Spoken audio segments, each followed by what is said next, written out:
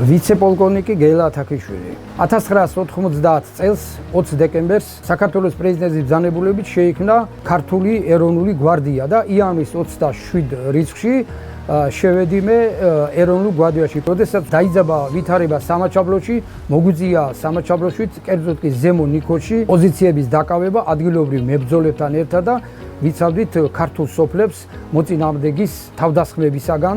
93 წლის 16 მარტს დაიწყო შემოტევა გუმისთის მხრიდან განგაშით, მეთაურის ბრძანებით და სარდლის ბრძანებით. ჩვენ 180 კაცით ჩავფრინდით უკვე ქალაქ სოხუმში და დაიწყო საბრძოლო მოქმედებები. სიამაყით მინდა ვთქვა, რომ ამ ბრძოლებში ნამდვილად ქართულ артиლერიას, შავნაბადას, რუსთავის ბატალიონს, ადგილობრივ სამხედრო პოლიციას, 23 ბრიგადის მებრძოლებს და მათ შორის სინაგანი ჯარების საპატრულო პოლკის უდიდესი წვლილია, რომ ამ ბრძოლაში ბრწყინვალე გამარჯვება მოიპოვეს და კიდევ მინდა აღვნიშნო ქართული артиლერიის უდიდესი წვლილი, მათ შორის გენერალ ჭოჭუას დიდი დამსახურებაა. დღესდღეობით უკვე ვემსახურები ვეტერანებს, ვარ ვეტერანების საქმეთა სახელმწიფო სამსახურის არქივის უფროსი.